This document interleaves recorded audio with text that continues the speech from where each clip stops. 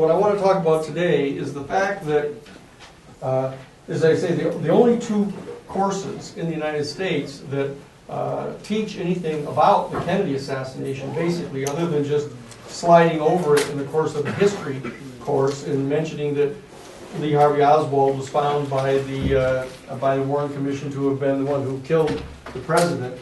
There are two courses, one at the University of Rhode Island and one at Marquette University, that have a class that deals with the Kennedy assassination. But both of those courses, as I mentioned to you, are courses on critical thinking, trying to assist people in going about a methodological way of determining facts. So I want to give at least some attention to that here at the very beginning before we wade into a lot of the details. Because literally, there's going to be 1 million facts that are going to end up being put in front of you during the course of this. And probably 1,000 of those facts are going to be very important. And they're going to be controversial. And people have taken differing positions with regard to those facts. So I want to be able to talk with you today about what some of a couple major secrets that I have discovered in some 44 years of practicing law that were not in fact taught to me at the college level, and were not even taught to me, some of them, at the law school level. But I came to discover them later on, and I found them to be of great assistance in helping to work my way through investigations. As you know, that I've done a number of major investigations of alleged conspiracies. The Karen Silkwood case, the woman that was killed at the nuclear facility that was played by Meryl Streep in the movie by Mike Nichols, with Cher and others in the movie. I've done that investigation, did the investigation of the Iran-Contra scandal, was the first one ever to testify in front of the United States Congress, revealing who the people were that were involved in the off-the-shelf enterprise, and a number of others. And I did so by means of knowing these certain things that I want to share with you today. And I'll be good to make sure to stay within the time limit here today. I'll stick it right there, so I'll keep track of this, okay? The first thing that I want to do is I want to give you an example of that. There's a classic paradigm that is important to think. There's a story about an experiment that was done where there are two beakers of water on the table, and then a third one in the middle. In the beaker on the left, there is extremely cold water. It's like 32 degrees, 33 degrees, up near to freezing in that beaker of water. In a beaker of water on the right, it's in fact very, very hot water. Very, not so hot you can't put your hand in it, but very hot water. And then there's a third beaker in the middle that is right at room temperature, about 72 degrees. And the experiment is that they have a person put their hand into the cold water and hold it there for a minute or two. And then they take their hand out and they put it into the center beaker. And they're asked whether the water in the center beaker is how they would describe it. And those that take their hand out of the cold water and put their hand into the middle beaker always say that this water is really warm. And the other people, they are told to put their hand in the hot water. They leave their hand in the hot water for a minute and a half, and then they take their hand out and put it into the middle beaker, and they're asked how that water feels. And they all say that water is really cold. And so what you have is this peculiar experience of people genuinely experiencing the water in the middle of the room. Is that? You put your one over here. Oh yeah. That's my doorbell. The people when they're asked to describe the water are completely sincere, and that is genuinely reflective of the actual experience that they're having. Is that the water is in fact very, very warm to the person who had their hand in the cold water, and the water is actually very, very cold for the person who had their hand in the hot water. So what this reflects is that people actually experience almost every one of their experiences relative to some sort of frame of reference. And so that they very seldom talk about things in absolute terms. They talk about them in relative terms. And what we're going to be discussing today is what those relative factors are that influence the substance of a decision or an observation that a person makes. Because we're going to have to, in exploring these 1,000 facts relating to the Kennedy assassination that are important, we're going to have you be able to evaluate the various factors that may have gone into distorting the perceptions that the people had who are reporting those facts. Whether they're officials that came to an official conclusion that those were the facts, or whether they were a witness who believes they saw or heard a particular event, etc. So that this is what the purpose of today is. I want to also point out that in the readings that I had you do, or will have you do when you get them, one of the articles is called "Logic, Approaches, and Methods in Determining Facts." And what they point out, they point out that different disciplines, such as scientists, or lawyers, or historians, or politicians, they go about the method of determining facts in very different ways. And that the way that they go about determining those facts has a lot to do with what their ultimate positions are that they take with regard to those facts. And William Twining wrote one of the articles that talks about this as the exploration of evidence as a multidisciplinary task. That there are various disciplines that are engaged in this process of determining facts. And he sets forth some of those. And so what I want to be able to do today is explore just a few of those with you so that you could take them into consideration when you're deciding how it is that you will go about evaluating the different kinds of facts that you're going to encounter in the course. Okay? So I want to start out with an interesting story. Oliver Wendell Holmes is a very famous lawyer who became a justice of the United States Supreme Court. And he was a complete workaholic. He would work all 7 days a week at the Supreme Court. His wife was getting very upset about this. And so one Sunday afternoon, Mrs. Oliver Wendell Holmes decided that she was going to pack a picnic lunch, and she was going to hook up the buckboard and go to the Supreme Court, which at that time was still in the Congress building, the Congressional building. And she was going to make him come with her for a picnic lunch. So she did this. She packed the lunch, she hooked up the buckboard, and she drove all the way over to the Capitol building. And she went in, and she basically dragged him out of there and made him come with her. And so they're in the buckboard, and they're going out into the countryside in Virginia. And his wife turns, and she looks over and sees these sheep. And she said, "Oh, look, Ollie, somebody has shorn all the wool off those sheep." And he just turned and looked, and he said, "No, my dear, the most that we can say is somehow the wool has been removed, at least from the side of the sheep that we can see." And so you'll see that he had become completely habituated to a particular mode of observation and analysis. The problem is that his wife was almost certainly correct.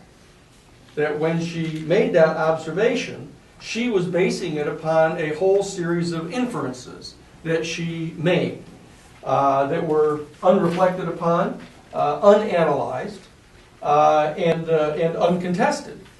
But Oliver Wendell Holmes, because of the particular profession that he was in, was used to having virtually every salient fact contested by the other side. And so he had learned to reserve judgment about the ultimate truth or falsity of a particular claim. The difficulty is that, therefore, solely dependent upon the effectiveness of the methodology that was used to present the information to him, he may in fact never come to a conclusion that a given fact was correct, even if it was. You see, it's the same problem that scientists have, the ecological positivists. And that is that, for example, until just a few years ago, the scientific community would absolutely insist that they weren't at all certain that there were any other planets outside of our solar system. And the reason for that is because they hadn't seen them.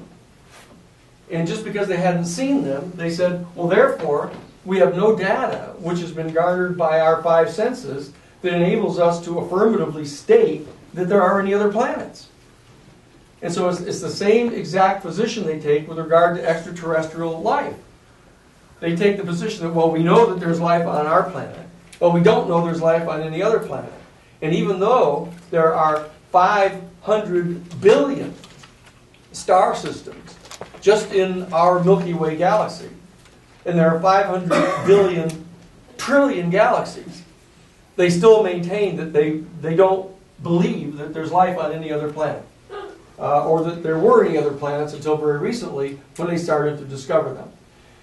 So the problem that a scientific logical positivist has is that they're constantly at risk of failing to take into consideration something that is almost certainly true, just because it hasn't been proven to them by means of specific mechanical, physical evidence. And so that's the problem with a scientific logical positivist. On the other hand, there are all kinds of things that people believe that are virtually almost certainly not true. And yet they believe them because they want to believe them. They believe them for a whole myriad of reasons. And that's dangerous. Because, for example, right in our own office, we have people upon occasion who will leap to conclusions. For example, they will say, when someone says to them, I think that Dick Cheney was behind 9/11. And so you get this big rush of people going, yeah, right. Right. That's a scumbag. That's just something like he would do. And so therefore they walk around for the whole day thinking he did it. And that's dangerous. Because in a trial, in a normal trial, you come into the courtroom and the jury, the potential jurors file into the room, and there's a poor person sitting there at the defense table, and half of the people on the jury will assume he or she is probably guilty. Because, after all, why would the prosecutor be prosecuting them if they weren't guilty? Because those people have kind of an intrinsic trust in the state, an intrinsic trust in the system. They believe that, for the most part, it's more probable than not that if, in fact, a given person's been accused of a crime by a local district attorney, that person must be guilty. And that is the great bane of the legal system, because you have to go to great lengths to get a jury to disregard the kind of normal, instinctive assumptions that they would have based upon their confidence or lack thereof in the system.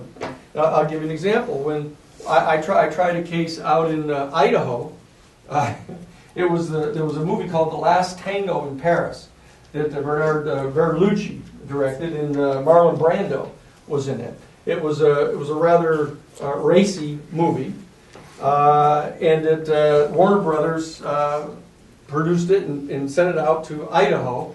And what happened is, on the night of the opening of the Last Tango in Paris, the local district attorney sent 4 police officers and an assistant district attorney to the theater, and they went in for the 7 o'clock show, and they watched it.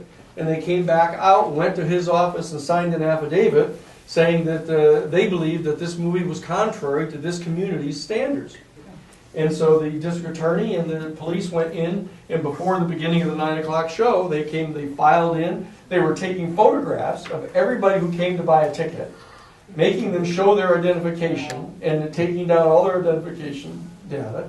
And then they went into the theater and they went upstairs and they seized the film right off the projector and took it and brought it back to the district attorney's office and locked it up.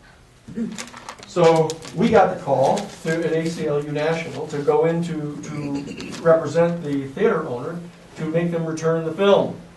And I had a bit of a confrontation with the local judge who was not inclined to give the film back. And so I informed him that if he didn't sign this order ordering them to return the film, that I would have to name him as a co-defendant in a major federal civil rights lawsuit. At which point he stated that, therefore, I'm assuming that the district attorney, he said, is going to be bringing criminal charges against your client Monday morning at 10 o'clock. Isn't that right, Mr. District Attorney? You're right, Your Honor. Absolutely, that's what I'm going to do. So they bring him in, and so we come in the Monday morning, and they file into the courtroom, all the jurors, and it turns out that every single one of them were Mormons, members of the Church of the Latter-day Saints. It turns out that the judge was, in fact, the president of the state, of the entire Mormon state, for one half of the state of Idaho. And so therefore, they had a strong operating presumption, since the district attorney was also a Mormon, that this movie, there must be something illegal about this movie. And so we had to go to great lengths to dislodge that set of assumptions because they had such a firm attachment to authority, such a firm conviction that the state was always correct and that the state authorities were always to be trusted. It's part of a kind of a worldview of people of the Church of the Latter-day Saints. Fortunately, in the closing argument, I pointed out to them that I was certain that they were going to acquit our defendant because, as they knew and I knew, that the Constitution of the United States was a divinely inspired document, and if they voted against my client, they would all go to hell. And, that was the second time I was thrown out of the courtroom by that particular judge. But we won the case, walked away. Whereas, down in Mississippi, back in 1986, 85 actually, we went in to defend the first elected black mayor in the deep delta of Mississippi, the first elected black mayor since the Reconstruction period, Mayor Eddie Carthan.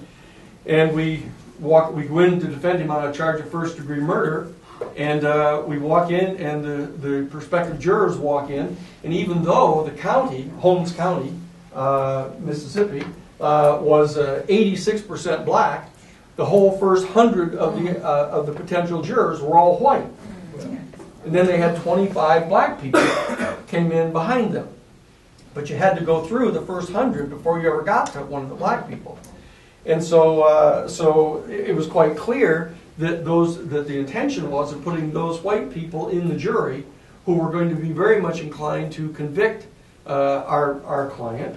And so I actually stood up and I said, Your Honor, I'd like to object to this veneer panel. And the judge said, okay, I see what you're saying, he said here, but let's not have anything on the record. I said, I think we do need to have it on the record. I want to make it clear that the first 100 potential jurors came in the room. I thought I was in a blizzard, Your Honor. I think that it's very unlikely that a random drawing of potential jurors in the county generated this type of a veneer panel. And he said, well, okay, here's what we're going to do. What we'll do is we'll take all 125 names and we'll put them in the box, and we'll have the clerk of the court withdraw the names out for the potential jurors right here. And I said, no, we won't do that. And he said, what do you mean? What do you mean we won't do that? And I said, he's the one that drew the names to begin with.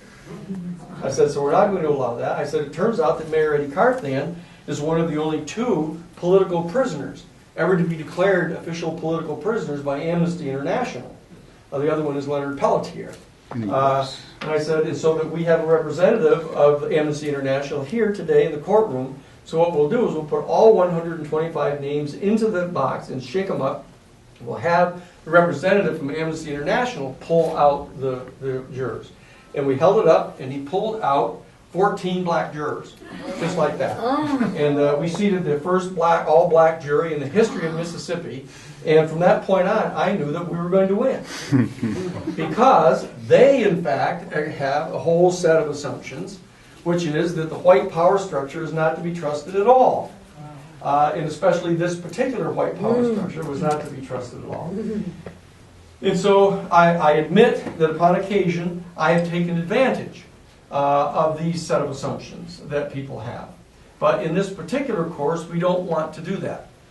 Because we're not here to prove or disprove any specific thesis about what happened to the president. What we're trying to do is to assist in helping to train you here at this stage of your undergraduate education to learn how to go after information in as objective a way as you possibly can.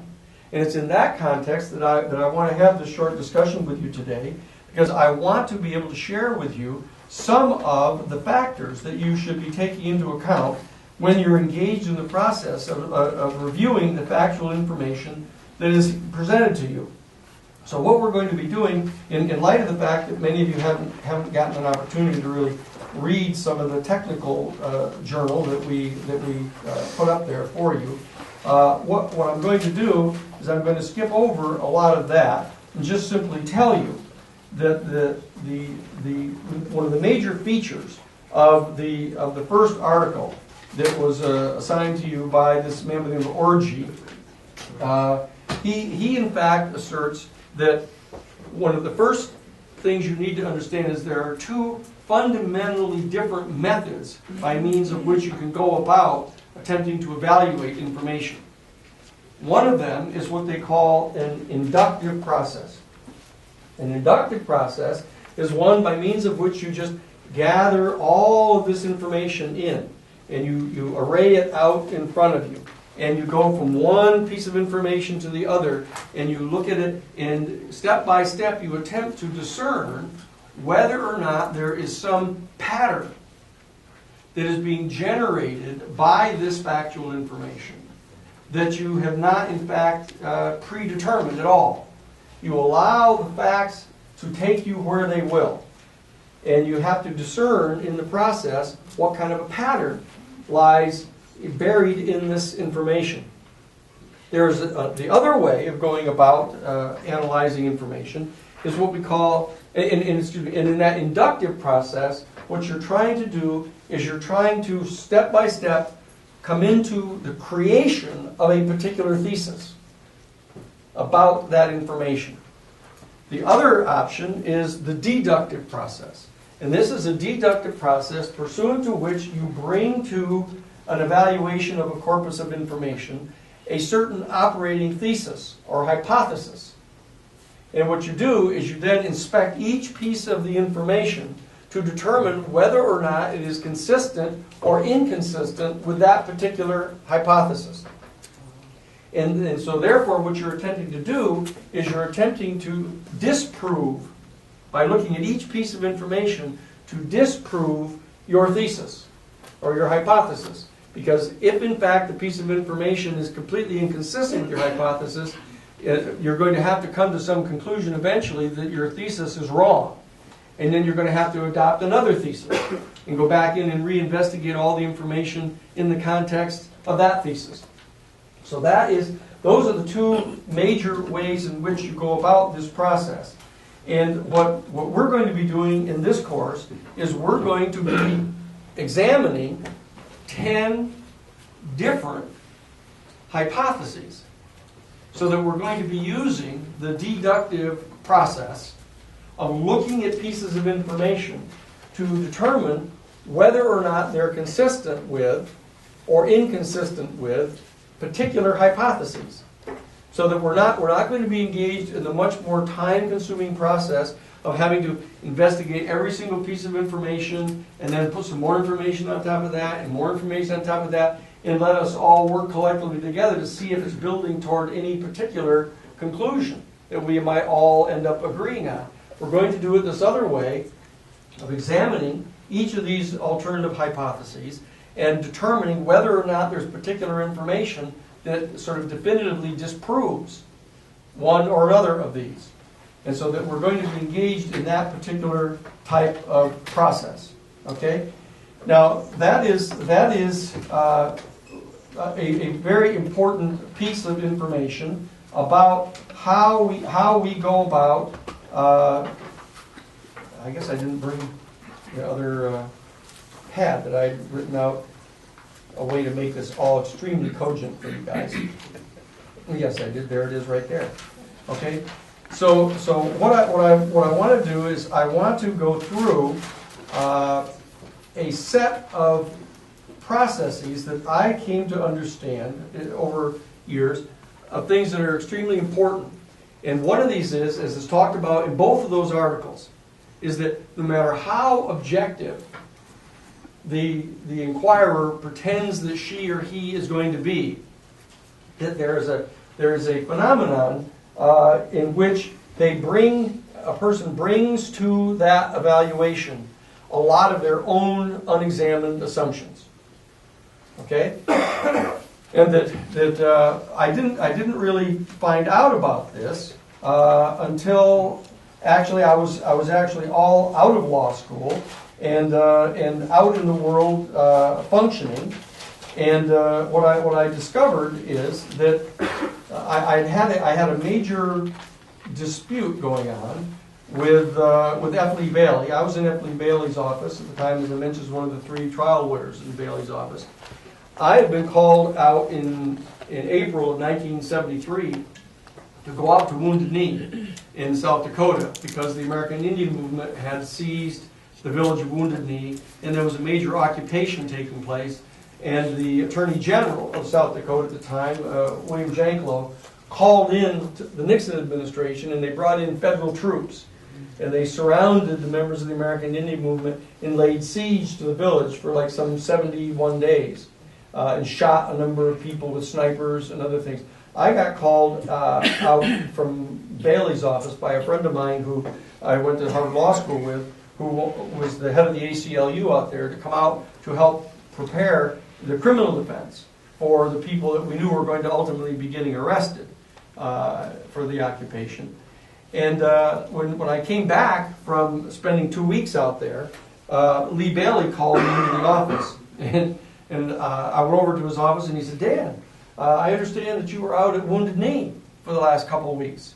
I said, yes, I was. And he said, "Well, which side were you on?" He said, and I said, "Well, actually what I was doing is I was negotiating between the American Indian Movement people and the FBI to try to get medical supplies and foodstuffs and things brought into the people that were under siege for humanitarian purposes." And he said, "What the hell good does that do us?" He said, "Look, if you had been on the side of the FBI or the Justice Department, at least we could have earned a lot of goodwill with the Justice Department, so then you could have used that to help one of our clients. Like you could go in and negotiate for a better sentence, for example, for like Michael Angiulo, the head of the mafia, here in Boston, who's one of his clients." And I was so kind of thunderstruck by the difference in perception that he and I had about what was going on out there, and what kind of modes of ethical reasoning one should use to try to determine how one would respond to an event like that, that I was just completely shocked. And so he and I had this bit of a confrontation, and he started elucidating how he didn't think it was our responsibility to have to do anything about ascertaining the truth. It wasn't our job to determine the truth. Our job was to defend whoever it is that paid him for us to defend them. And that I was kind of taken aback by that. And so what I did is, the next Sunday morning, I happened to be in a local bookstore, and I was looking around and I found a book by John Rawls, the head of the Department of Philosophy at Harvard University, called A Theory of Justice. And John Rawls had undertaken what he purported to be an inductive examination to attempt to ascertain whether the factual data that existed in Western civilization formed itself into some sort of operational thesis as to what theory of justice was actually operating functionally in the United States. And so he began this process, and he thought that he was going to discover that since this was a functioning democracy, that when our American people were confronted by an alternative set of data showing a particular public policy problem existed, that in fact the American people would end up selecting that particular option as to how to respond to that problem by selecting the option that generated the greatest good for the greatest number. The classic utilitarian modality. In this case, majoritarian utilitarianism. But much to his surprise, it didn't turn out to be a thesis that was verifiable, because our country kept doing these peculiar things, like he said, like if this were true, if this were operating this way, that we were constantly applying the mode of ethical reasoning of majoritarian utilitarianism, then why didn't the 90% of the people that were white in the country still own the 10% that were black? And he said it's clear that that isn't acceptable to our American people. And so that what he did is he undertook an exploration. He discovered that in addition to the utilitarians, there was this other group of people that he referred to as the intuitionists. These intuitionists would say things like, all men are created equal and endowed by their creator with certain inalienable rights, and that they would then say that people have a right to free speech, freedom of religion, freedom of privacy. They would make all these kind of apodictic declarations that were quite antithetical to a simple majoritarian utilitarian mode of ethical reasoning.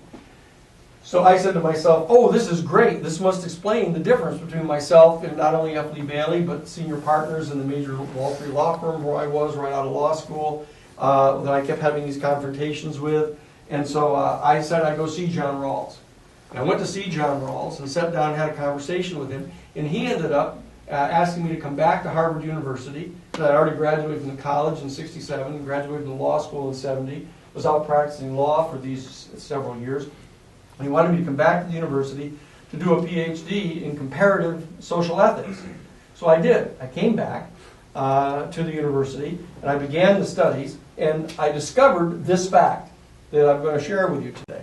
As it turns out, that if in fact our human family is confronted with a particular social problem or a public policy problem, our Talcott Parsons, who was the chair for over 30 years of the Department of Sociology at Harvard University, came to the conclusion that our human family will in fact divide ourselves into 5 distinct groups. And that depending upon which group you are in, you will select a particular solution to that problem that is completely consistent with all the other people that are in that group. And it will be categorically different than the solution that is chosen by each of the other groups. I was doing my master's thesis, actually, supplementing that particular thesis to suggest that there were really 7 instead of 5. And just for simplicity's sake, we'll do it this way. That what Talcott Parsons said is that they say, when in fact our human family is confronted by a given public policy problem, they will divide themselves into the following groups. One that he characterized as right systematists. And on the other extreme, there were left systematists. And inside this group, there was a group that he called right marginalists. And over here, there was a group that he called left marginalists. And not surprisingly, since he only had 5 to start with, he had a group that he called middle marginalists. Okay? Well, I spent some time researching this and working with Dr. Ralph Potter, who was the head of the Department of Comparative Social Ethics at Harvard University. And for my master's thesis, I was writing a thesis that was suggesting that there are, in fact, 2 additional groups. There is, in fact, a right middle marginalist and a left middle marginalist, which are the classic conservatives and liberals. Okay? Now, once you start getting into this realm, you're starting to talk a language that excites everybody. Because this is, in fact, the origin of the left-right political spectrum. Talcott Parsons is the one who designed the sociological bar graph from which the terms left-wing and right-wing derive. And what it turns out is that along this political spectrum, you have actually 7 different modes of ethical reasoning. And they have different political manifestations, or public policy manifestations, as it turns out. At the extreme right, the right systematists are in fact authoritarians.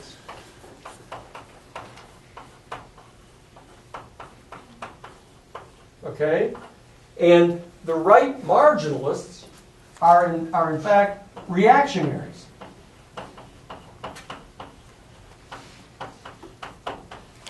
Now, a reactionary and an authoritarian are in fact 2 completely different categories. That people tend to kind of mush them together because they don't think in terms of how they're categorically different. And in fact, a conservative is different from both of them, categorically. And then you have on the extreme left, you have we'll take it step by step. Your middle marginalists are what they refer to as moderates. This is Dick Gebhardt in the new, more moderate Democratic Party people that you hear about. These are your moderates. And then here, your left middle marginalists are liberals. Your right middle marginalists are progressives.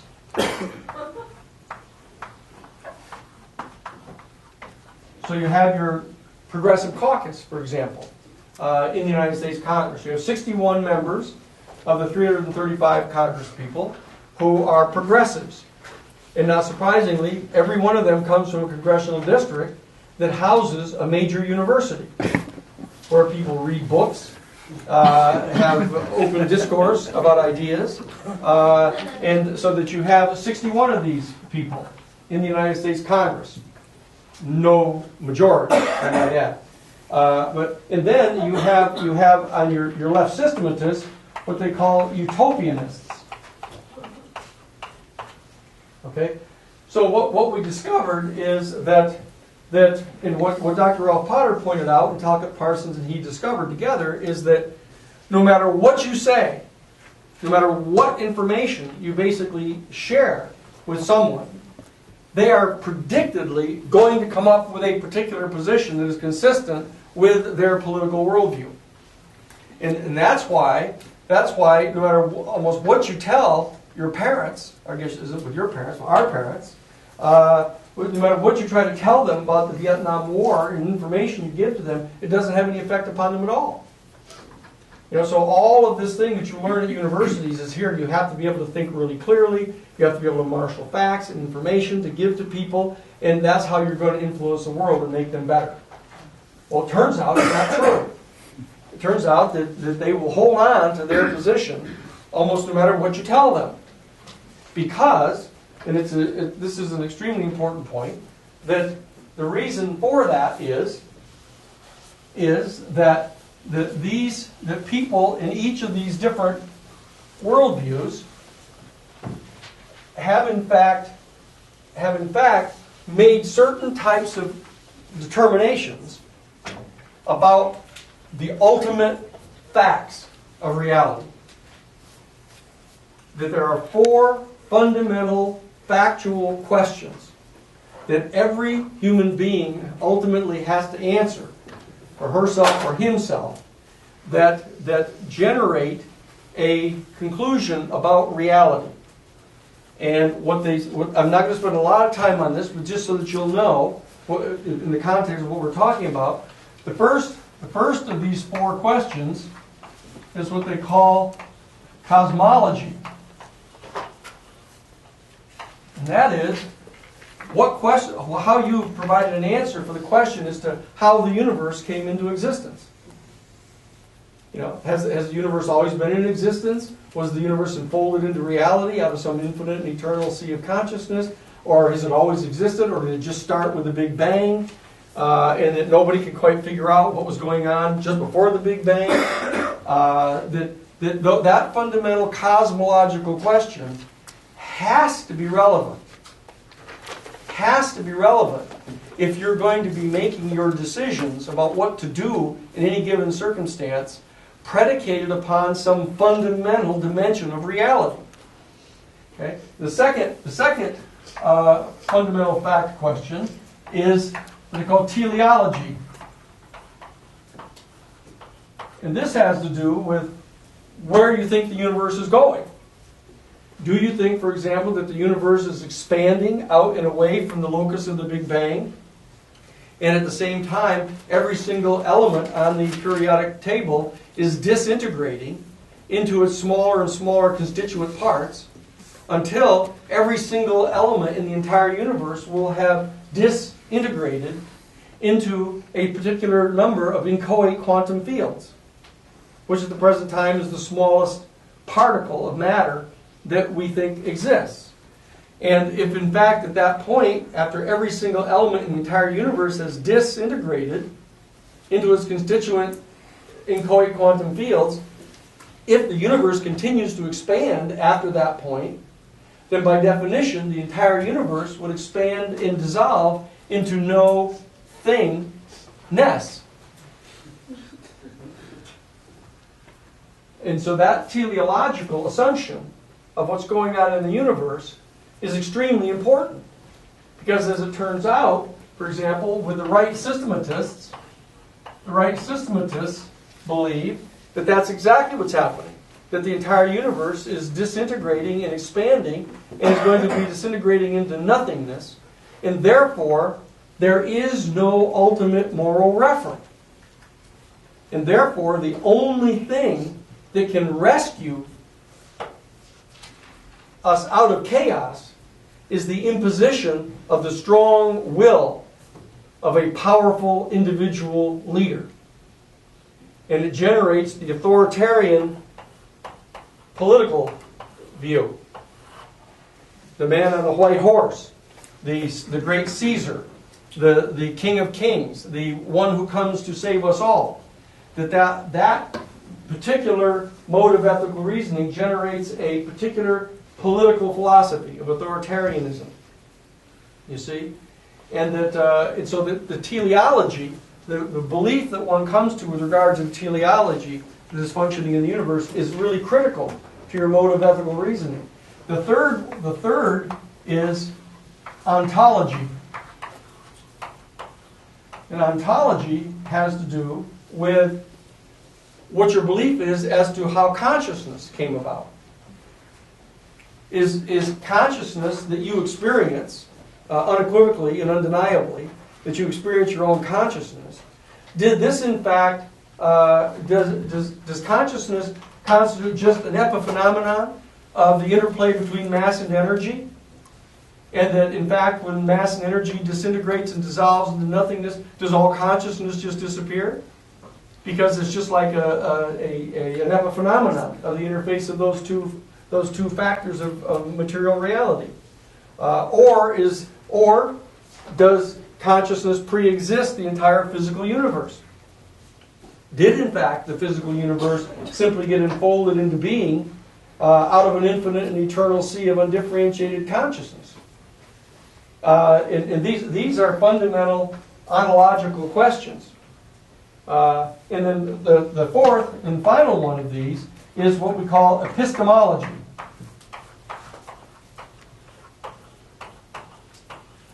And this is the question as to whether or not human beings are confined in ascertaining facts to the experience of our five senses.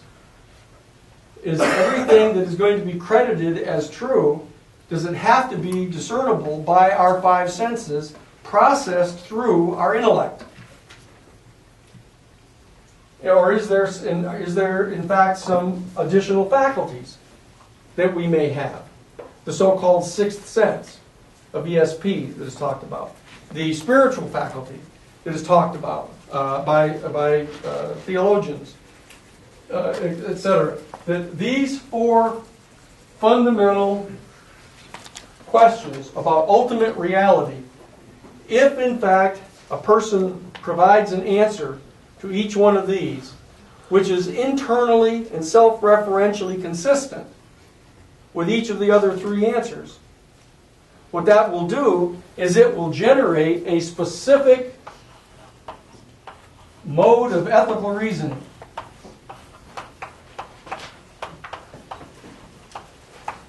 A particular mode of ethical reasoning which is logically consistent with the answers that you've provided to these four questions. Because out of this self-referentially consistent set of answers will be generated a basic principle that is what is guiding the mode of ethical reasoning. And if in fact you use this particular mode of ethical reasoning, which is derived from your self-referentially consistent set of answers to these four questions, what happens if you apply that mode of ethical reasoning to all of the basic challenging questions about life, it will generate a philosophy. You've always wondered about that. Well, what is all this talk about philosophy? Why is it so boring to just go and read, about Plato and somebody sitting in a cave and mistaking shadows on the wall for reality, and saying this is so boring. I can't even imagine why I'm sitting in this class. But the reality is that this is where the philosophies come from. They come from applying a specific mode of ethical reasoning that is directly derivative of the principle that is generated from a self-referentially consistent set of answers to these four questions, and applying this mode of ethical reasoning to the basic challenges and questions about human life. And derivative of this philosophy is a specific political philosophy. It ranges from authoritarianism to reactionaryism to conservatism to being a moderate to being a liberal to being a progressive to being a utopianist. And so what we have is we have 7 communities within every single human community that is in fact operative.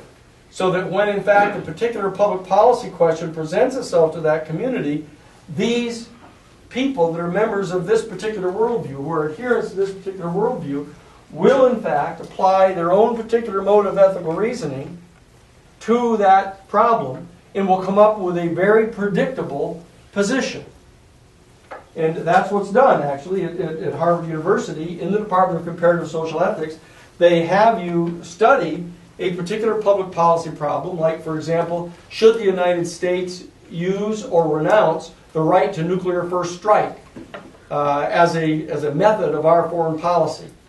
Or should in fact we have the death penalty?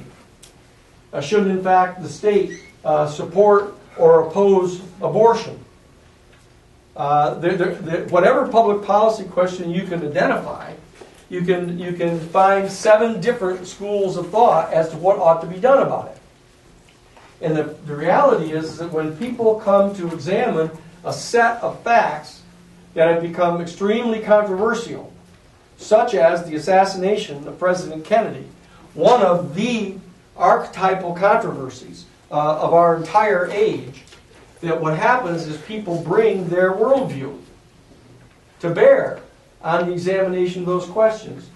So that despite the fact that you set up all of these kind of rigid rules and principles of reasoning and testing every single fact that is tendered to you by as empirical a set of criteria as you can, there are inevitable certain inferences that you need to be able to draw from one set of facts to the next fact, and that inference is usually guided by your worldview. Okay? So, the fact that Bill Kristol, who is the head, who is the editor-in-chief of the Washington Standard, this right-wing newspaper, if you can call it that, in Washington, D.C., you can be absolutely certain that if you put a particular public policy problem to him, that he is in fact going to come up with the exact same position that every other reactionary comes up with. But it's important to note that if you bring in Vandenheuvel, who is the head of Progressive Magazine, and bring her in and put her on a panel, she's going to end up taking the progressive position on it. And yet we progressives get totally indignant about these other people for being such robotic morons. And yet it's completely predictable what position we're going to take, i.e. the right one, on everything. Okay? And so that this lack of reflection on the part of everybody in this process about the objective nature of their own determinations and the completely bizarre and stupid and biased opinions of everybody else is an issue that we have to deal with. And so that when you find guys like Bertolossi and Posner and the other people that write all these books about how, look, it's perfectly obvious that Lee Oswald killed President Kennedy because he was a communist. You know, he was a communist. And that's what communists do. If they can get away with it. I mean, my God, he went to the Soviet Union. You know, I mean, so they'll go on and on about this. And so what I'm saying is that, and you go to Madison, Wisconsin, and you walk into a freshman class at Madison, Wisconsin, and you say, can anybody here tell me who killed President Kennedy? Half of them will say the CIA did it. You know, the other half will say the FBI did it. Almost nobody will say that Lee Harvey Oswald did it. Okay? But on the other hand, those are the only people that know or will know that Lee Harvey Oswald, when he had paraffin tests performed on his cheeks and body, had no gunpowder residue. And that every single person who fired the Mannlicher Kakano rifle to test it proved out to be positive with regard to discharge of gunpowder on their face. See? The people who know ahead of time that Lee Oswald didn't kill the president have found out, have discovered that in fact there is this piece of data that supports their original position. And yet you go and you talk to people who are completely convinced that Lee Harvey Oswald did it, and you try to tell them that he actually had paraffin tests done, and he had no gunpowder residue on his cheeks or upper body at all, and they'll say, that isn't true. Or somebody screwed up. You know, somebody must have done the test improperly. And see, because they're so convinced that it has to be true, that they don't even care about what the evidence is. Do you see? So that's the challenge that we've got as we enter upon this process together, when we're going to be exploring these 1,000 important factual assertions, to figure out what your worldview is and try to understand what you have to do to try to compensate for that, to try to keep from just going along and making kind of knee-jerk responses and say, well, that can't be true, or this guy Posner is an ignoramus, you know, or this guy Bertolossi, you know, is a jerk. I mean, not only is he a jerk, but he was a prosecutor, which is almost the same thing, you know. And so but you have to try to avoid doing that kind of thing, because what it'll do is it'll make this whole endeavor that we're engaged in together nothing more than just kind of a group dance that we're all doing together, and that you're basically loading up to be able to convince all your friends, older friends mostly, that it wasn't Oswald that killed the president, and that you now are among that elite that know what really happened. See, so you've got to be careful about that. Okay, so that's just a word of warning at the beginning. Now let me tell you. So that's one thing that I discovered, and that I never would have discovered if I had not, in fact, gone back to Harvard University after graduating from college in political science and pre-law and constitutional law, and after graduating from Harvard Law School, and I was the co-editor of the Harvard Civil Rights Law Review, and I still didn't know anything about worldviews and what the influence are that they had on us. Okay, so I want to get this information to you now, early on in your pre-career, so that you'll know about that. and that you'll be able to understand when you're encountering someone and they start down this road, it'll only take you about a minute or two to say, I know exactly where this person is coming from. I've got this person pegged. I know what their worldview is. And so that what you understand is that you're not likely to be able to persuade that person by simply presenting even the kind of factual information that you're going to end up discerning here in this course, because unless you go to these issues and explore with those people what their beliefs are in each of these 4 areas and get them to convert from their present set of beliefs to a different set of beliefs, they're going to continue to have the same exact worldview that they had to start with. Okay? And so that is a major challenge that you need to understand. And let me say one thing in closing on all of this, and that is nobody knows what the answers to those questions are. Nobody. And yet, the opinion that we each come to with regard to these is almost completely determinative of all of our factual analysis. Because these are the ultimate questions that are being explored and examined now. And the problem is that those who are examining them are scientific logical positivists. As I pointed out to begin with. That they are only measuring those things that they can see, taste, touch, and feel, and hear, and they can measure and weigh. And if anything lies out beyond that realm, they don't know it's there. And if they don't know it's there, it functionally ain't there, as far as they're concerned. And so that we're all sitting around relying upon scientific logical positivists to prove the answers to these questions. But in the meantime, we aren't waiting for the answers. We're all coming up with answers for ourselves. And so the question is why it is that some people adopt one set of beliefs and other people adopt a different set of beliefs. And there's a lot of investigation going on about that. And that there's a lot of physiological, electromagnetic examinations going on of human beings and trying to discern patterns of brain waves, what kind of energy fields are being generated by their body, which of the 8 actual chakras in the human body is dominant within a group that picks a particular worldview. There's lots of extraordinarily interesting information going on and investigation going on. But from our point of view, it's just important that you know this, and you know this about yourself, and you know this about people that you're going to be talking with in this context. So the last thing I want to point out to you, by way of prior notice, is that what I discovered in the first year of law school, when I took evidence at Harvard Law School, I had the privilege of being in the very first class ever taught by Lawrence Tribe.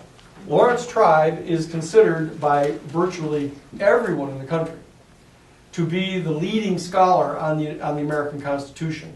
Not necessarily all the history of it, but all of its applicability. He taught evidence in his very first year. To give you a quick background, he graduated from Harvard College summa cum laude in mathematics.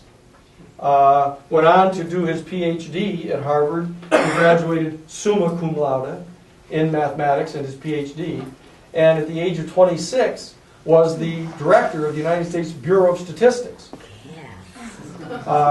Which after 2 years he found to be very boring. So he came back to Harvard Law School. He came back to Harvard Law School and became the captain of the Harvard debate team, the varsity debating team, going around the country debating all the other major colleges in the country. And even with that, graduated number 3 in his class at Harvard Law School. And went on to clerk for Judge Traynor, the Chief Justice of the California State Supreme Court. And is the first and only person ever to have clerked for 2 separate United States Supreme Court justices, Justice Black and Justice Harlan. And he came directly to Harvard Law School to teach. And as I said, I had the privilege of being in his class when he taught us evidence.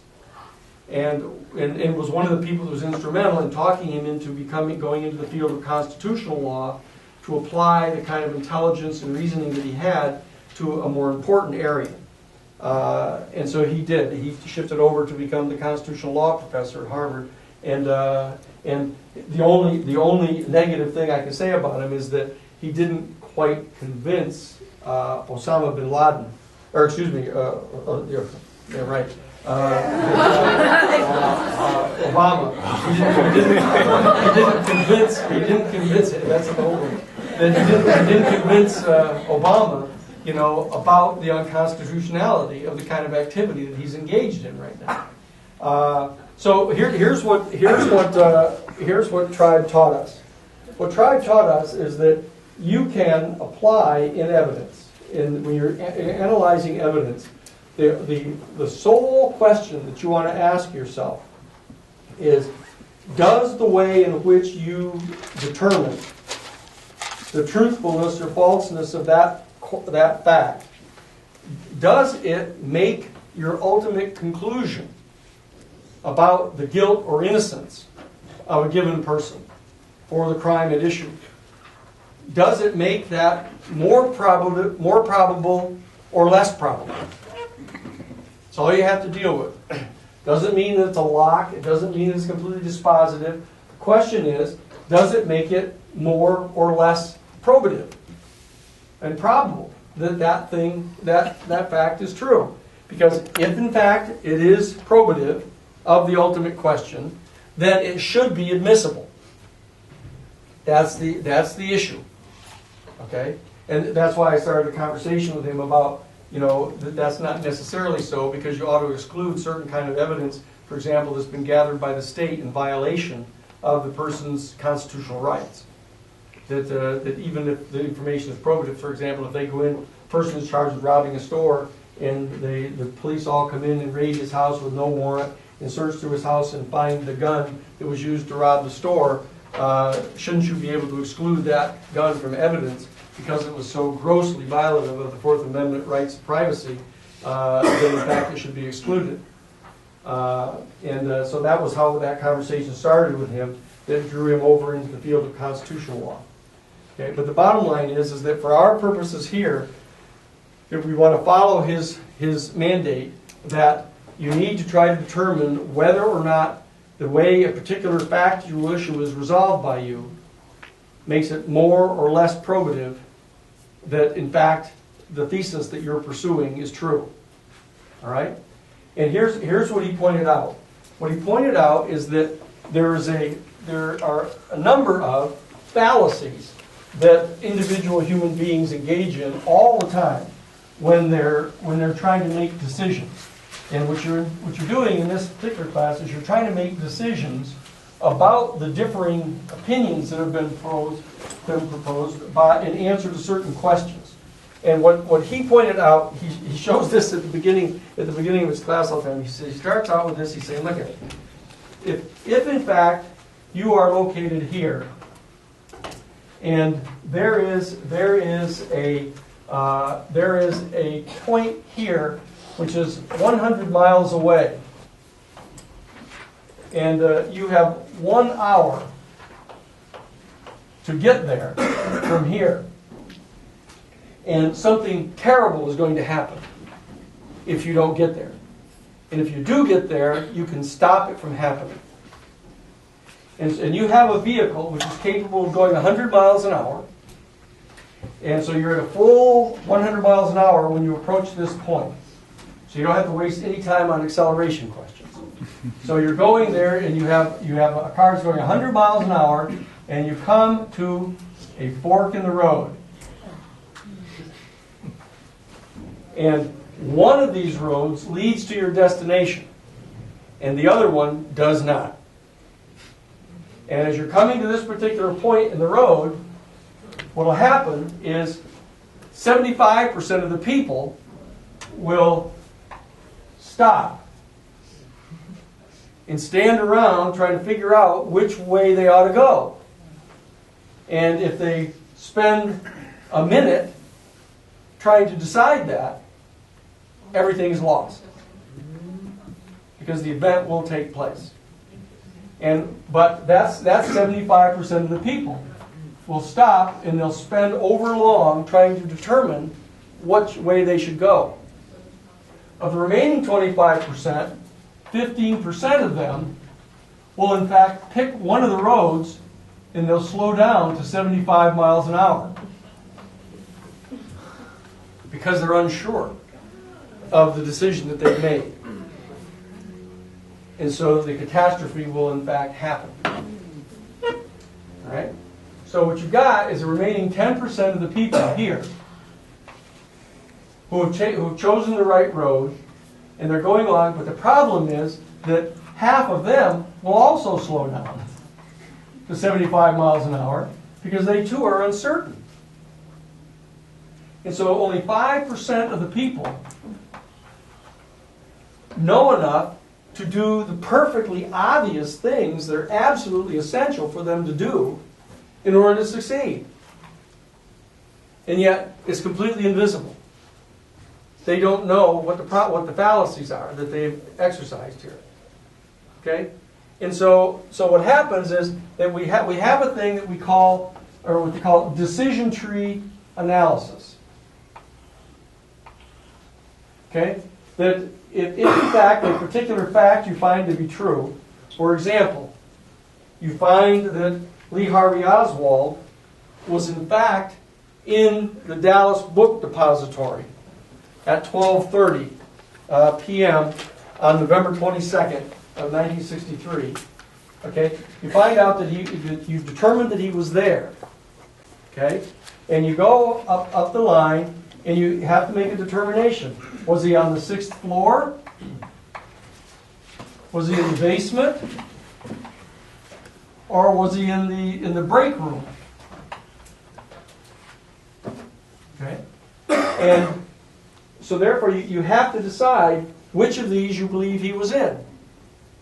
Because if in fact you believe he was in the basement, you can check it out and he wouldn't have had time to get from the basement up to the 6th floor, to have shot the president, to have fired 3 different shots at him, hidden the weapon, and gotten back down into the break room by the time 3 witnesses all testified that they saw him there. Whereas if he was up on the 6th floor, he could have done that and gotten back down in time to have been seen there. Whereas if he was there all the time and the timing is wrong, that the people were wrong about the time that they saw him there, it could have been that it would have been impossible for him to be there at the correct time and been in either one of the places. So these are things that you have to reflect upon while you're evaluating these pieces of information. Because when you get to a particular place and there's a break and a set of options, that this is the lesson that I want to teach you here, is that once you have made a decision, and I'm not saying that you only get 1 minute to make it, like in this scenario. You're going to have time to reflect upon your decisions, but once you make a decision that you believe of the 4 different possible answers to that key question is this one here, then all of these other issues that derive from an answer in the other direction, you have to let go of those. Because if a certain fact is completely dependent upon this having been your answer to this question, and you have made this decision firmly and clearly about what that answer to that question is, you should not waste your time indulging all of those other factual assumptions. Because then you're just engaged in garbled thinking. And you're not going to be able to come up with a clear resolution of what it is that's happened. Now, in this particular case, what's going to be important in this course is that you decide what you believe happened.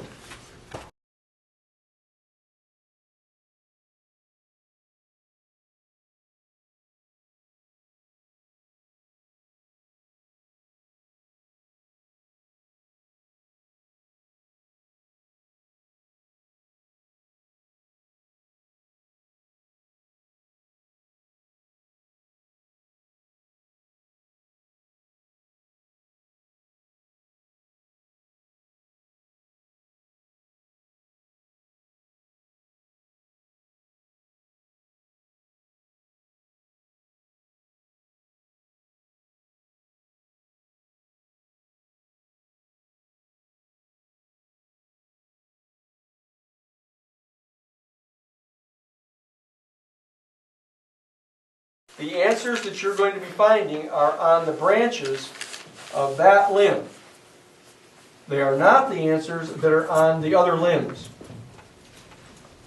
Because you've already made the choice that you're going down this other road. Because what you don't want to do is you don't want to be holding an opinion that is predicated upon two or more absolutely contradictory facts.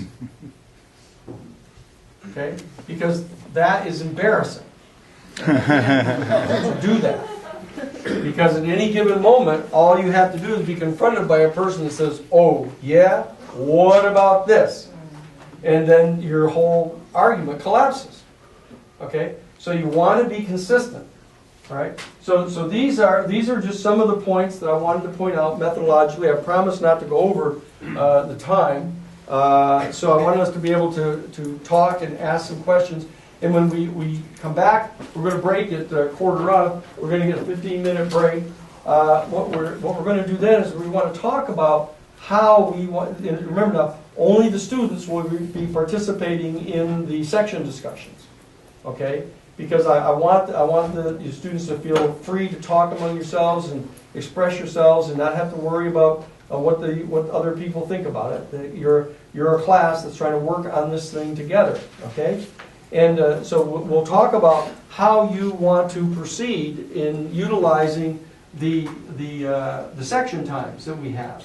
We have 7 entire sections. There's going to be a couple of them that I said that I'm going to present a set of two different theories of the crime that we wouldn't otherwise get a chance to talk about because of the Thanksgiving holiday. Okay. But 7 of them, we're going to have the regular discussions, the section discussions, and I'm going to talk with you today about how you want to proceed, how you want to make the best use of those, whether you want to ask questions, whether you want to talk to each other about it, whether you want to break into groups or start trying to discern groups that may be pursuing one or another thesis, or whatever. There's a whole set of options that we can discuss at that time. Okay. So we'll have that discussion at the top of the section, all right?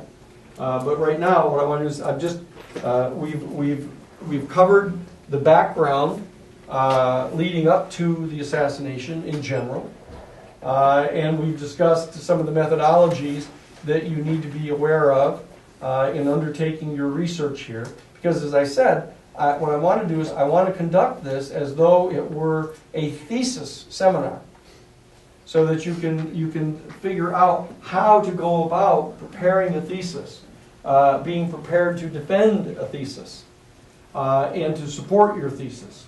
Okay, and so that we can talk about how to do that in the sections. All right. So that's the end of this this plenary of my presentation, and I'm happy to answer any of the questions that you've got right now. Okay. According to what you said at the start of this plenary session, yes, it seems it seems that we should be skeptical of the information that we're going to be presented with. I'm kind of unclear on now, should we not be so skeptical, or I'm kind of confused. Okay, all right. What it is, what he's asking is that do we want to be skeptical of all the information or any piece of information that is proposed to us, or should we have to try to figure out how to endorse it and support it and go on to form our thesis around this? That what I'm saying is this is a creative process. It's in a certain sense an existential process. You have to be able to say, if you've come upon a particular piece of information and you say to yourself, whoa, this is really important, that this is the kind of piece of information that if I can get myself convinced that it's either A or B, the answer to this question, this is going to streamline this whole process. So that depending upon how critical and dispositive you think a very particular piece of information is, the more time you should devote to trying to resolve that in your own mind. If it's something that, say, well, actually I can see where this particular fact could be consistent with 2 or 3 different theories here, So I'm going to put it. I haven't dispelled that one yet. So I'm going to put it up on the shelf here. So there's going to be a sorting process that you're going to be going through here. You have a shelf sort of for important facts. Okay, so as you get presented as this flow of a million facts start flowing towards you, the first shelf that you're probably going to want is, well, what are the 1,000 of these facts that I think are adequately important that I want to put them up into that basket? There's the 1,000 facts. And so again, the rest of the 900,000 or whatever it is, you can say, good, okay, those are cool, but I don't want to have to spend a lot of energy working on that stuff anymore. I'm going to go look at these 1,000 questions. And then what you do is you tell yourself, okay, of these 1,000 questions, are there 100 of them that are going to be critical to the construction of any particular thesis? And what are those 100 of them? Unless you start looking for the pattern. Yeah, you start looking for the pattern. You start putting these things out. Because as I present the information to you, and as I've said, the big thesis, the big syllabus, the 150-page syllabus, you have that as a resource beyond e-commons. You can go take a look at that, and if you want, you can even print it out, and you can work with it. You can say, look, I'm going to go ahead a little bit and look at what these different theories are here, and see if any of these kind of appeal to me immediately. Or for example, one of the things we'll do in the section is I'm going to talk with you today about what you've heard about the assassination before. What you think about it. Do you have an opinion about it? Have you talked to people who you respect who have an opinion about it? Have you thought about it a lot? Those kind of things that I'm going to try to do in our section today. Because if in fact you have a thesis already that you think is likely, you can start working on that. And you can start working on it now. You can probe into it, and you can, in a sense, be prisming each of the other, either the other theses when you come to them by attempting to discount them. You can be operating, so look, I've already figured out what I think is going on here, and I don't agree with this one. For example, if you are one of the people that believes that somebody other than Harvey Oswald killed the president, and that he wasn't involved in it, then the amount of energy that you want to put in on the front end of this thing about supporting the thesis that he did it and he did it all along, you don't have to spend an awful lot of time on that. Okay? So that's how I think is a fair way to answer your question about how you go about it.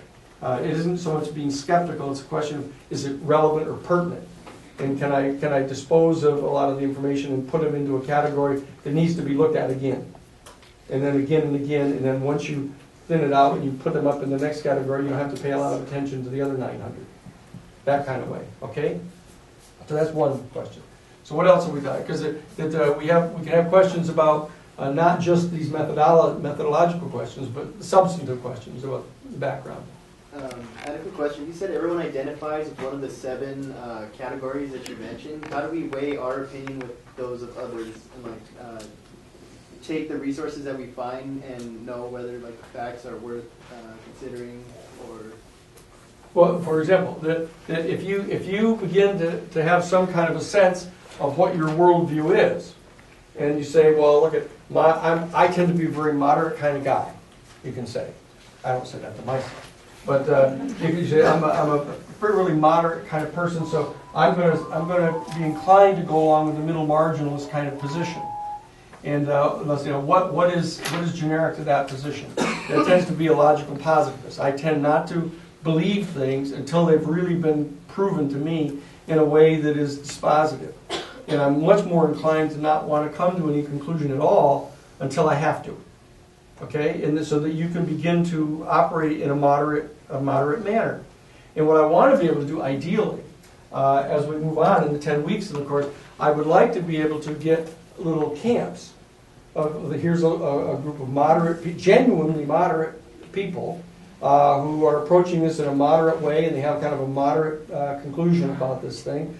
There may be somebody that are radical right of center, if they've survived this long at the school, and that they may take a very conservative position. Say, look, I'm here to tell you that Oswald did this, and I'm willing to champion this position, and I want to gather folks around me and there may be progressives and liberals, etc. And so that I would like to start seeing some of that develop. So I want to kind of inspire you to kind of come forward with your opinions and what you feel and what you've been thinking about in the past about this event, so that we can start getting some kind of a sense in the sections when we all gather together to talk about it. We can get some little groups that can dialogue and debate some of these things, because I'd like to have the sections be animated by you guys, as distinct from me. Okay, so that's what I would think that you want to be able to do. Okay, so that's how the worldviews would be relevant for this. Okay, so now we've got 15 minutes left, so we're still got time. So on Tuesday you mentioned that the director of the CIA was the grandfather of the CIA, and how long has the CIA been in existence at the time of the JFK's presidency? Okay. And does it have any relationship to, I've heard of this thing called Operation Paperclip? Yes. Where, and Yes. does that have any link to the CIA? Yes. Here's the longer answer. The Central Intelligence Agency was created in November of 1947. Okay, so it's like basically 2 years after the end of World War II. And it was created as a result of Truman having assigned a task force called the Doolittle Commission.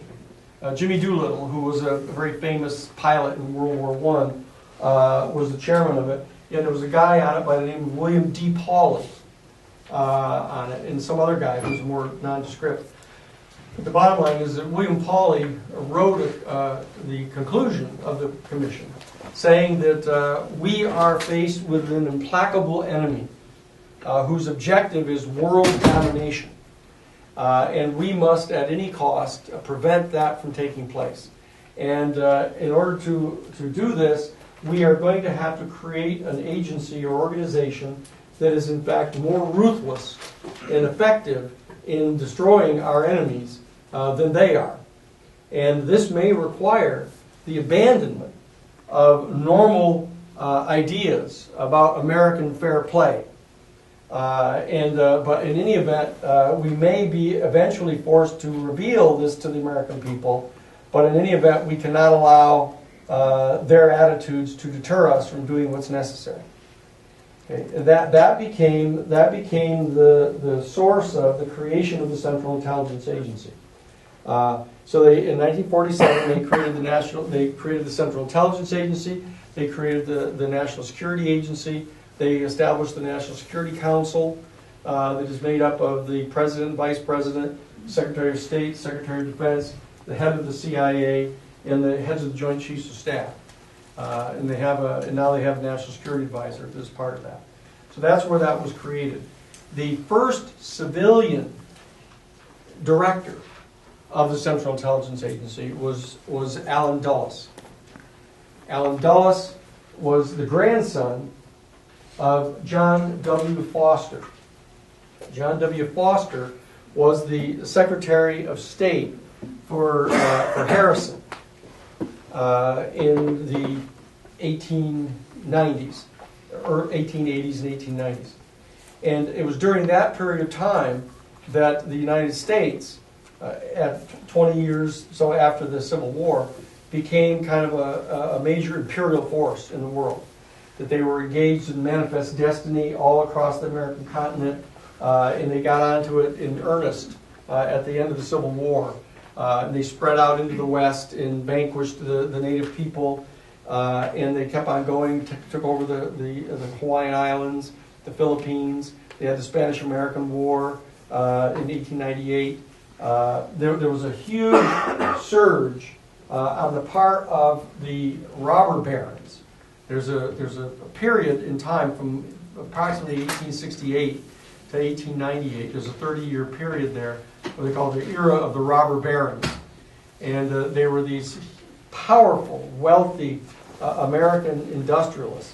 John D. Rockefeller that owned the Standard Oil of New Jersey and the Standard Oil Company. You had the J.P. Morgan, the J.P. Morgan Guarantee Trust. You had E.H. Harriman, that owned the Northern Pacific Railroad and was a major dominant force in the expansion of railroads in the country. These people formed a cartel.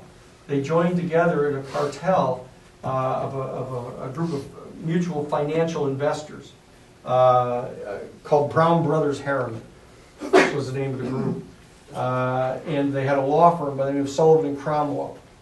And Allen Dulles was a senior partner in Sullivan and Cromwell and was the lawyer for Brown Brothers Harriman. And that group, and he was the grandson, as I said, of John W. Foster. In fact, he had a brother, John Foster Dulles.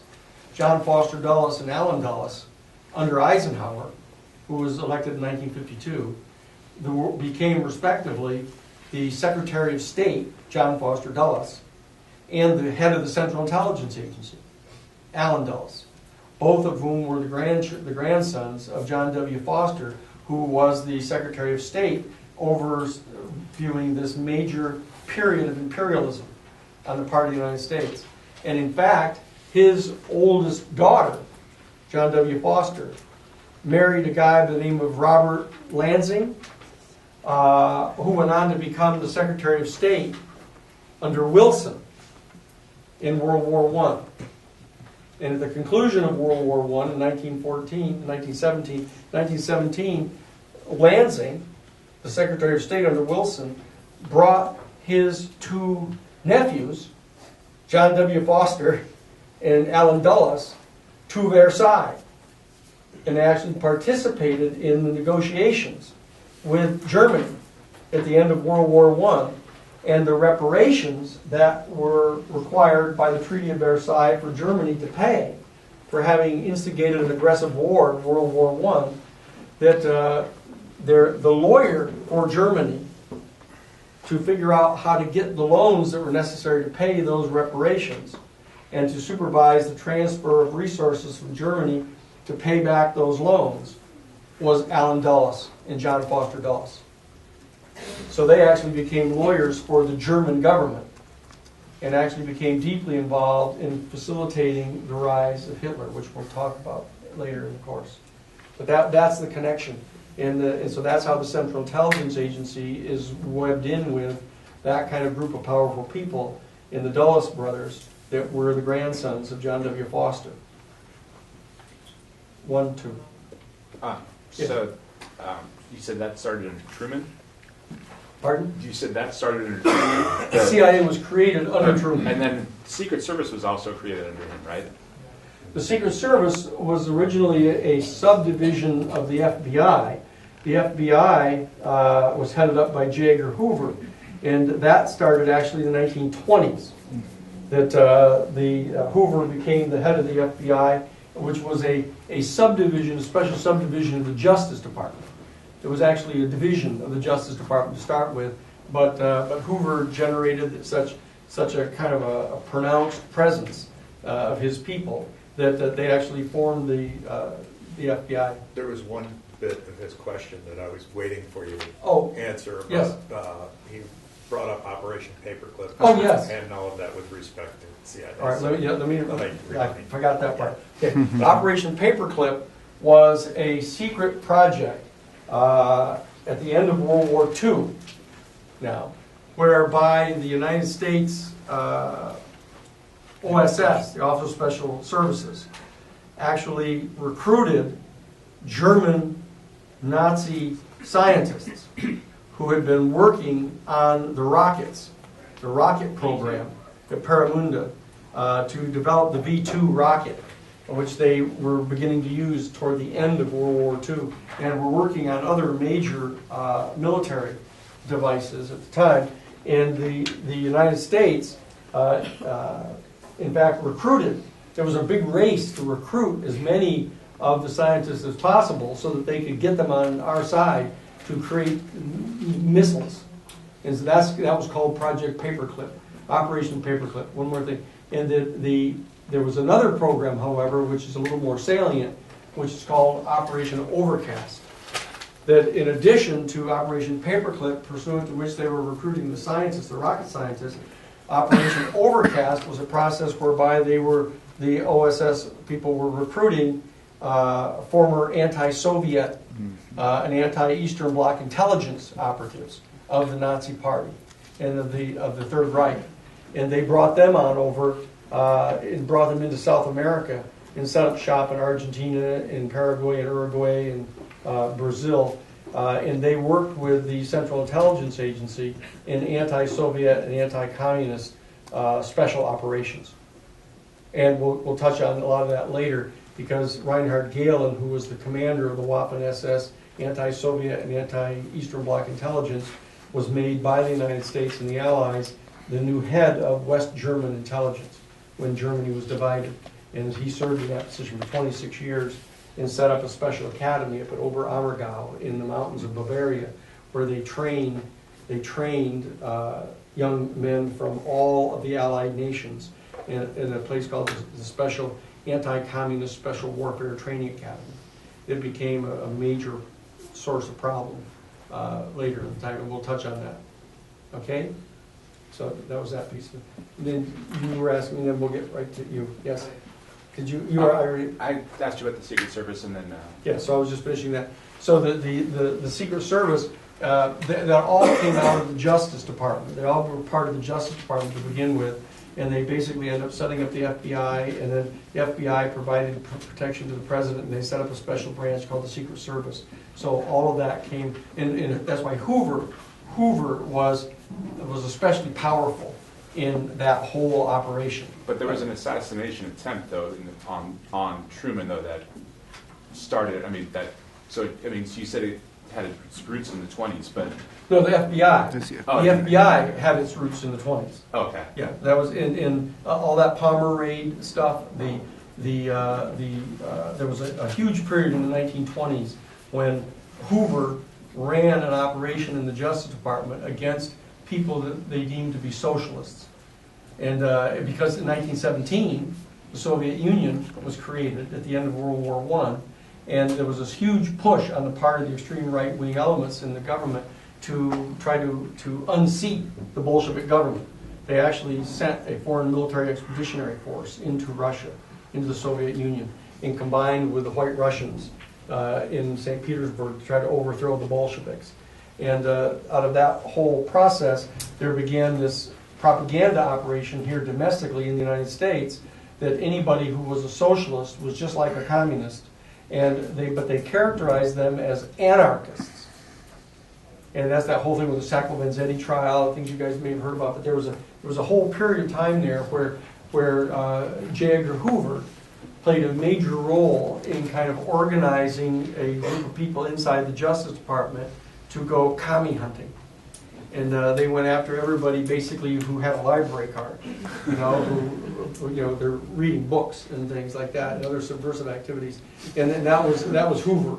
And so he rose to a position of extraordinary power inside that set of bureaucracies. Yes? Is it true that Alan Dulles was the first person appointed to the Warren Commission? Well, actually, Earl Warren was the first person. Lyndon Johnson went and talked to Earl Warren and wanted to get him to come and be the head of this commission. He said it was so important for the American people to view this as completely objective, that he wanted him, with all the prestige of the Supreme Court, to come in, that Warren wouldn't do it. He said that he thought that was a terrible precedent to involve the court in what was basically a political fact-finding process. But Lyndon Johnson then told him about, and I don't want to give away too much because we're going to be dealing with some of this later, but actually told Warren that it had been discovered that John and Bobby Kennedy had organized a political assassination group to try to assassinate Fidel Castro. And that of all things, that had to be kept secret, because if that were ever revealed, the American people would come to the conclusion that Fidel Castro had found out about that, and that he probably had retaliated against the Kennedys by killing John, and that then our government would be required to invade Cuba and we'd be right back in the Cuban Missile Crisis situation of a potential thermonuclear exchange. Yeah. And so he basically said, in order to prevent a third world war, nuclear war, you got to come in and conceal the existence of this assassination group that was put together to kill Castro. Okay, and so that's how he came on. And then Dulles was brought on after that, after Warren. Even though he just been fired by Kennedy. Yeah, yeah. Yeah, and that's one of those special things you want to take a look at. Yeah. Is, you know, why would Lyndon Johnson pick a guy like that after he'd been fired? But now in the article that I want you to read, that it will be up on eCommons. It's the one for Tuesday, which is the article, the JFK conspiracy 50 years later, and it's in Skeptic magazine. It's actually a pretty good article. And so I've gotten permission from them to let us put it up on eCommons so all of you can read it. So I want you to read that in preparation for Tuesday. The Special Agent Service of the FBI was created later. The Secret Service was actually created by Abraham Lincoln on the day he was assassinated. Really? They put it into being then All right. to actually stop, to go and suppress counterfeiting, because so much counterfeiting had been part of the warfare back and forth. Oh, the counter. Okay, all right. So that's that counterfeiting group, yeah, the anti-counterfeiting group. Okay. But All just right. ironically, same day he was weirdly. Yeah. So let me see. The reason that I call on Greg, and then, as I said, I'm exhausting questions from you guys first, the students, because Greg is another one of the operational TAs actually in our class here. Okay. So I want to bifurcate the questions to the longtime learners until I get all the questions from the students. Yes. I've heard about some form of like obligation amongst concealed documents that 50 years after the fact it has to get like open, has to be presented to the public or like available to look at. Is there anything regarding the JFK presidency, like as it's nearing 50 years afterward, that would help our understanding? There have been a couple major releases of documents of the Kennedy assassination documents that were held for a long time. There were major lawsuits mounted, and then a major effort was undertaken to get a piece of legislation passed by Congress to demand the release. But there are still a million documents. How many documents are there still that are unreleased? Most. I mean, there's a lot unreleased right now. Of the most significant stuff that was redacted. The original order was 75 years, so it would have been 2039. But after Oliver Stone made the movie JFK, it was a big impetus to pass the JFK Assassination Records Act of 1992, which shortened the time frame, and since then it's been that much shortened. The next big release is 2017. So, 3-4 years from now, we're going to see a whole bunch more. But a lot was released in the 90s because the Assassination Records Review Board, which was not, a public forum.